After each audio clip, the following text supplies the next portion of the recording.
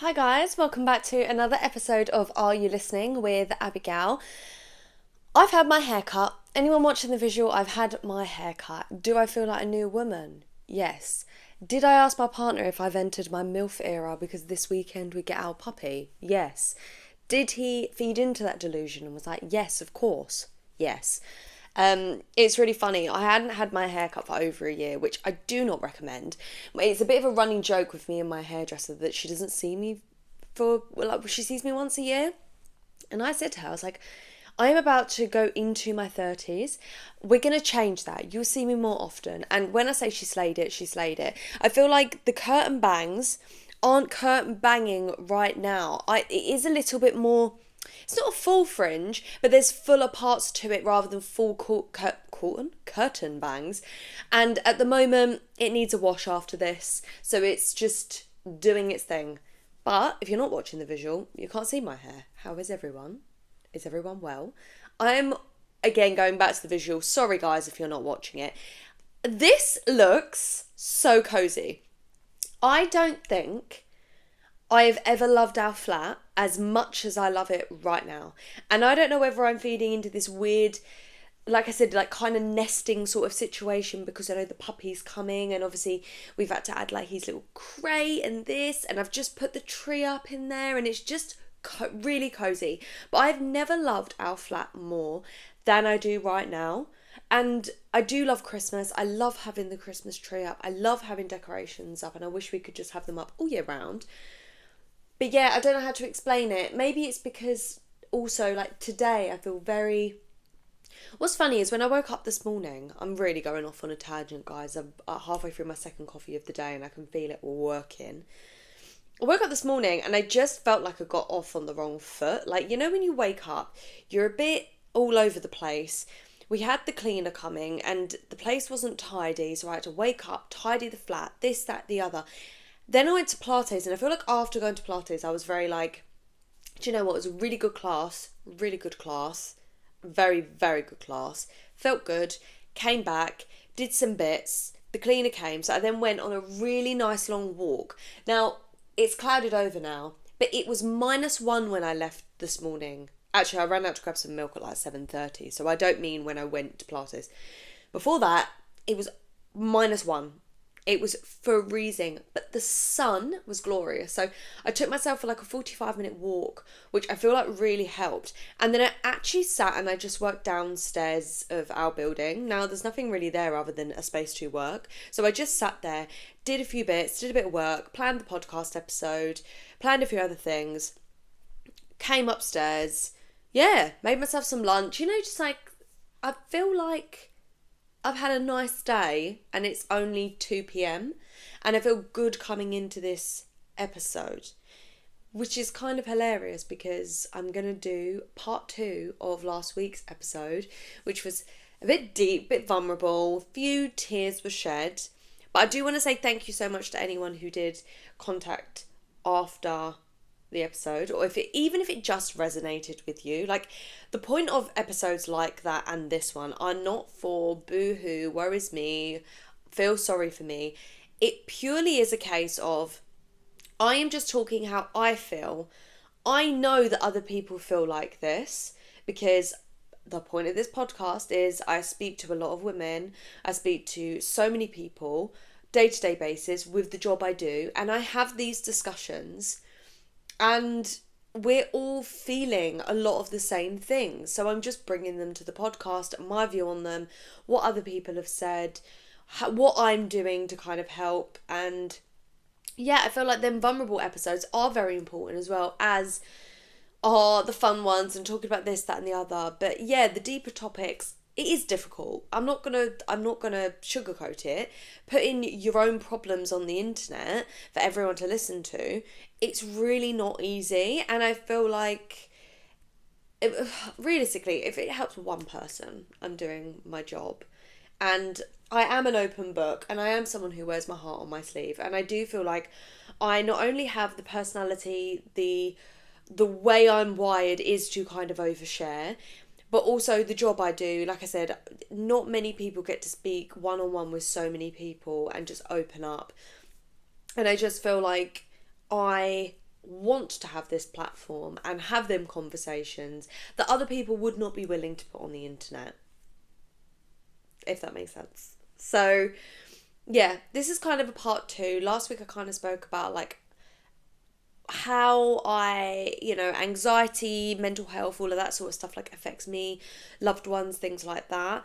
Whereas this episode, I kind of want to just talk about more of like the reality of, and I said in the last episode, but I'm going to reiterate it. I'm not diagnosed with anxiety. I have a lot of people around me that are diagnosed with anxiety and mental health disorders. I've never been diagnosed with a mental health disorder, but I wholeheartedly believe that there are some anxiety issues, especially in regards to my health and other things. But I just want to say that I'm also not a health professional. I'm not a mental health professional. So yes, I would love it if this episode could help you in any way. But if you are feeling like you are really, really struggling, you need to go contact a health professional, a GP, someone who can help you. That is not me. But I will do my best. I'll do my best with what I know. So yeah, kind of want to kind of talk about like what I'm doing to try and help myself, because I think that's important. It's all well and good me kind of listing these things off, but I do think it's also important for me to discuss what I'm actively doing to help, rather than just listing them. And again, yeah, I'm not a doctor. Just before we get started, I'm just saying that. So I understand like anxiety isn't constant. I understand there are some people out there that feel like they're in a constant state of anxiety, and I can't even begin to fathom how that feels, because I have had periods of time where I have been in that kind of constant state of anxiety, and it is awful. It is all consuming and it's horrendous, and I would never ever wish that upon anyone. But overall, most of the time it comes in waves, and some days I barely notice it at all, and then some days it feels very full on. But what I have found that really helps for me, and a bit of advice for anyone listening, is trying to make some kind of list to realise the things that make your anxiety worse. Now, I don't mean the things that make you anxious. That's a completely different list. Obviously, and it does seem quite obvious, although it may not be to everyone, making a list of things that make you anxious, and then obviously working through that. Are these things that actually can be controlled? Are they things that you can stop doing? Are they people you can stop being around? That is one thing you can do to help your anxiety. But these are the things that amplify my anxiety even more. Because some days I'll wake up, feel really, really anxious for no reason. And I find it the most frustrating thing, because I'm like, I don't even have anything to blame right now. Like, if I woke up and I was really stressed about something in particular that was making me anxious, fine, I can, blame that. But sometimes I do wake up and it is just this wave of anxiety that is like deliberating, I think that's the word. It is crippling, and I can't put a pinpoint on what it is I'm anxious about. But the list that I've got here is, number 1, I've put stress. When there is a lot happening in my life, whether that's really, really nice things, but a lot, or a lot of not so nice things, whether there's things going on at work, whether there's things going on in my personal life, whatever it is, my brain feels like it's juggling too many things and I feel stressed. That will amplify any anxiety I have already about something. It could be unrelated to these things. For example, if I walk in the flat is a mess, my anxiety goes through the roof, and something I've already just been a bit stressed about that is already putting me in that state of fight or flight, that will send me then into a state of stress and anxiety. So like stress for me and a lot of people is a really big one.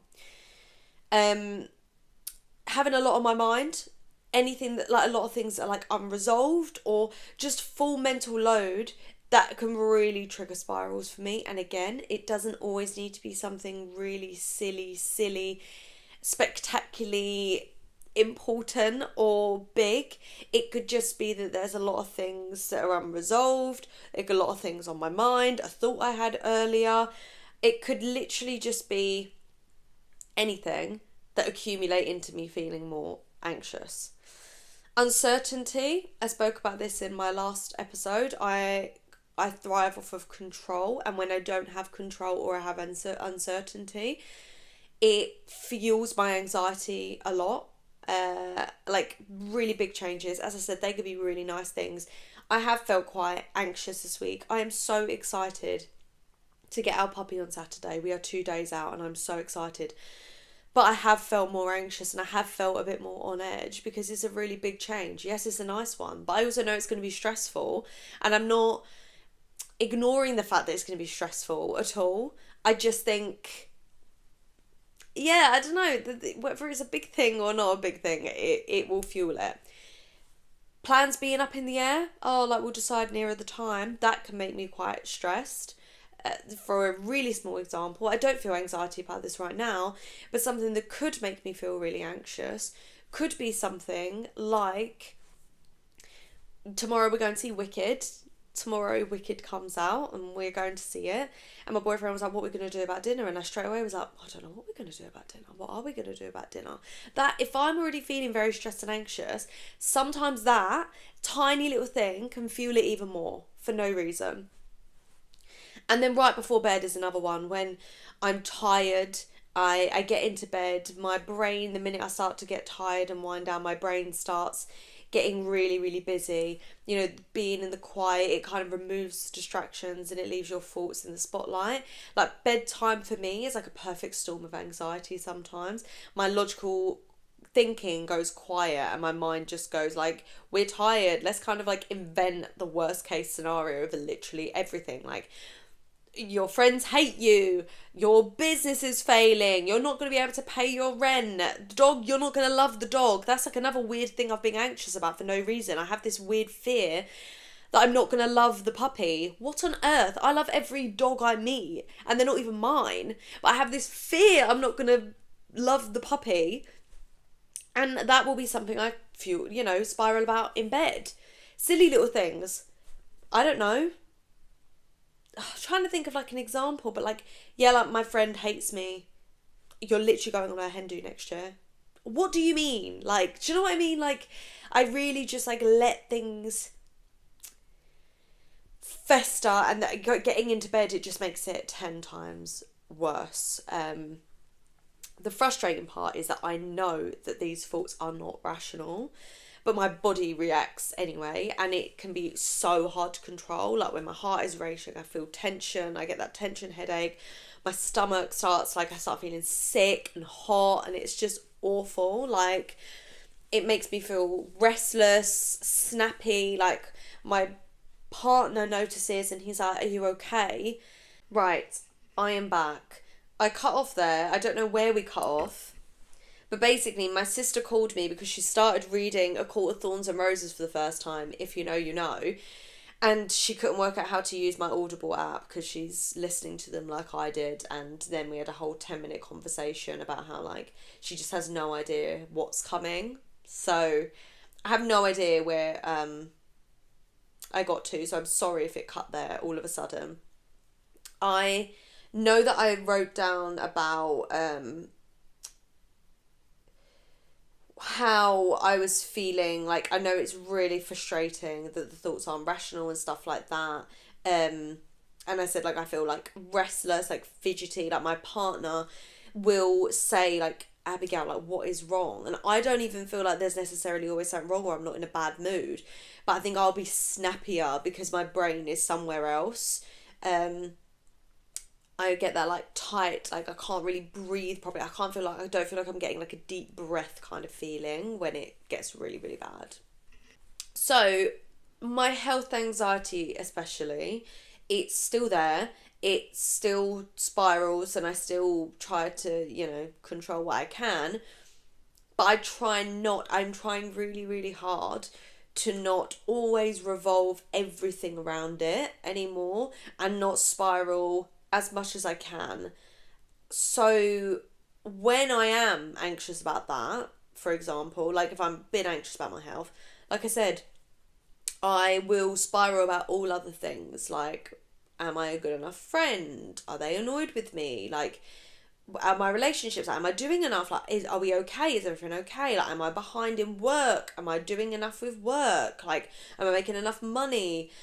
Life progress, like, am I on track? Am I making the right choices? All of that sort of stuff. So,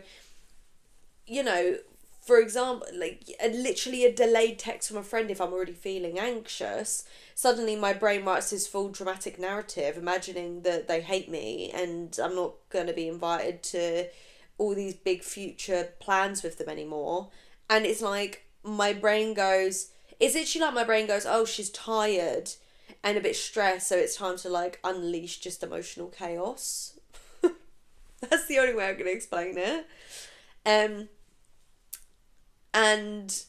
yeah, I said in the other one, like, anxiety can really make me feel disconnected at times. And then I also feel like I feel really guilty for, like, not being present while I know it's anxiety, and then it feeds into, like, even more spiraling thoughts because I feel guilty for not being present because I'm anxious. So it is literally like a cycle. So, like I said, I'm trying to do things to really help myself. So for one, I read the book. Let me find it for you. Or I listened to the book. I listened to the book Overcoming Health Anxiety. It's the second edition and it's by Rob Wilson and David Veal. And I will say this has been a really good book. There's definitely things I took from it and I am implementing where I can. I'm definitely not doing everything I should be, but I will say I'm taking what I can for now. I also am doing things like taking the time. Basically, I think one of the things it says in the book is, like, give yourself a set period of time. So if I feel the sensation, name the sensation, name what I think, where my brain has gone as to what I think it could be, then talk myself what it could be instead, and then give myself half an hour before seeking reassurance or Googling, and then see how I feel in half an hour. That has been a good one, I will say, because, an example would be, I have a twinge in my head. I have a brain tumour. It's not going to be a brain tumour. You haven't drank as much water today. You're probably really dehydrated or you're tired or whatever. Then I'll sit with it, and if I still feel really stressed about it, then I'll maybe seek reassurance from my partner. With that being said, one of the things I'm trying to not do is seek reassurance from my partner. Anytime I feel something, I'll be like, I'm a bit worried about this. Because I would do that because I thought it was my way of kind of communicating and us communicating these anxieties and stuff together. Turns out it's not. It's me seeking reassurance. He is then fueling the anxiety. Other things, like more grounding tools, would be like going for walks to get out of my head, which does really help. Journaling, if I feel like I do want to write things down, that can really help. It depends on who you are. Not Googling symptoms or asking ChatGPT symptoms, even when the anxiety screams, check this. There is no need for it. It fuels it completely, and I'm really trying to stop doing that, and it does definitely help not doing that. Mindset shifts would be like, not every thought is a fact. Thoughts are not always reality. Actually, thoughts are very, very rarely reality in my circumstance, and if you're an anxious person. For me, again, recognising my tired brain, so like a loud, anxious brain, when I'm exhausted, feels worse. So usually it is, I'm tired. That is why this is getting so much worse. And like I said, thoughts can be irrational, and I have to tell myself that and acknowledging them without giving them the power. I can have this thought, I don't have to fuel it. I can have the thought, see it come, then let it float away. It almost like a cloud bubble of a thought. It kind of donks me on the head, so that's the thought. But let it donk and then just float away. You don't need to then, because obviously if it was to donk on my head, and then I'd actually like feed into it, it would get stuck to my head and be absorbed into my brain. That's like the way I think about it. Whereas if it's a thought, it donks me on the head and I'm like, nope, acknowledging it, but I'm not feeding into it, and then it will float away. So that's what I'm doing. Also, like, emotional awareness would just be like spotting signs early. So it'd be like if I'm being irritable, if I have fogginess, overanalyzing, I'm not present, I'm feeling overwhelmed a lot of the time. That means I'm letting it spiral. And reminding myself, like, this is anxiety talking instead of something bad is happening. Just be like, my brain is trying to keep me safe, because at the end of the day, your brain is trying to keep you safe. That's all it's doing. So sometimes it's just a reminder, my brain is trying to keep me safe. That's what's happening here. Obviously, talking about it, things like therapy or just sharing with someone you trust, it can make things feel less enormous. I do, although a lot of the time with like friends and family and stuff, I'll say it as a jokey thing. I think letting people know and be aware that it's something you're struggling with is a good thing. And I do think that, like, I'm not opposed to going into therapy about it. As I stated before, I've had therapy, not for this, but for some other things. So I'm not opposed to having therapy for this, and if the time comes it needs to happen, then I will. And also just having like self-compassion. Like, anxiety doesn't have to, like, it, do you know my stomach? Sorry about that. Anxiety doesn't erase your achievements, your stability, your value. It's just trying to keep you safe. That's all it's doing. I think I'm trying to ride the waves of anxiety, because that's the best way to explain it in my mind, is it comes in waves and it goes in waves. Instead of just trying to stop it, just ride it, acknowledge it, let it go. Acknowledge it, let it go. So it doesn't mean that this is easy, because it really isn't, but it's a bit less exhausting because I'm not putting all my energy into these feelings I'm getting. Yeah, I just think a lot of it is just noticing your patterns when you're feeding into it. It's funny, and I don't like talking about other people's problems too much, but I know for a fact that my partner would be more than happy for me to talk about his issue with insomnia. A lot of people in my life know that he struggled with insomnia for the better part of our relationship, and I don't think I quite understood insomnia until it happened to him. I always just assumed insomnia was when you struggle to sleep, and that's kind of it. And it's definitely not that. Anyone who says, oh, I get a bit of insomnia, I'm a bit of an insomniac just because you go to bed at 1 a.m. I can promise you now, I would never wish insomnia on my worst enemy. It's horrendous. It's consuming. It was, I'd say probably about like 75% of our relation, like, meaning like if our relationship was 100%, 75% of it was all consumed by the insomnia that he was having. It's very hard. But what's interesting is that when we talk about my health anxiety and I tell him my spirals, why I'm worried, this is my thought process, he says it's so funny because I think all anxiety has got the same kind of pattern of behaviour, but obviously it's just an obsessive thought on different things. So for me, it's like my health. And we both get like general anxiety as well, but like for me, my health is the big one. For him, his sleep was the big one. But the patterns of thought were very similar. And a lot of the time it is just understanding why and getting to the crux of why this is such a fear for you. Because that's what it is, it's a fear. For me, my health anxiety is the fear of getting ill, the fear of dying, the fear of loved ones dying. Whereas for him, it was the fear of not sleeping, never being able to sleep again, everyone around him being able to sleep, not sleeping affecting his health, him potentially dying early because of his lack of sleep, because they say that could be the case, like it making him ill, it being this, it being that, like it is the same thing. It all comes from a fear of things happening, and it is just understanding, like I said, why it happens. Like he would fear, he has a very high intense, high pressure job, I won't be able to go to work tomorrow because I won't be able to do this and I won't be able to do that because I haven't slept. Whereas for me, a lot of the fear, it comes from being poorly, loved ones around me having to look after me, dying, like, and I know that sounds really deep and I apologise for that, but that it's all from fear, and it is all very, very similar. And I think when you understand it like that your body is trying to keep you safe and your mind's trying to keep you safe, it does give yourself a lot more self compassion. So yeah, I think I'm learning to notice the anxiety, not fight it. I think, and not fight it has been like the biggest difference. Acknowledge, let it float away, rather than it coming or being like, I don't want to feel anxious, and then that fueling the anxiety because it makes it worse. Look, I promise I will do something a bit more light-hearted next week. We are getting Cornelius in 2 days. I can't remember if I have announced his name, but by the time this goes live, Cornelius will be with us.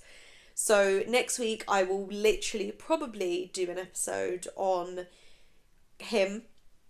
It may be just a short and sweet one, something a bit more light-hearted after these 2 episodes, but I really, really appreciate anyone who's taken the time to listen to, I don't know, just sit and listen to this that I'm talking about. And sometimes, one, it's healing for me to talk about. And I just think if someone is listening, if I was listening to someone say this, I'd be like, wow, that it really makes me feel less alone in these situations. Because I don't think that these things are still spoken about enough. I just don't. But if anything in this episode has made you feel seen, that is the whole point. I'm here for that. You're not the only one riding like a real waves of feelings and whatever, and just internal chaos and all of that sort of stuff. Like, it's okay, because I think a lot of people are struggling a lot more than you think. But yeah, thank you so much for listening. As always, please, please, please, where you can, rate, review, subscribe. If you're listening on Spotify, do all them things. If you're watching on YouTube, do all them things. I'll leave that at that. I hope to see everyone in my next one. Bye, guys.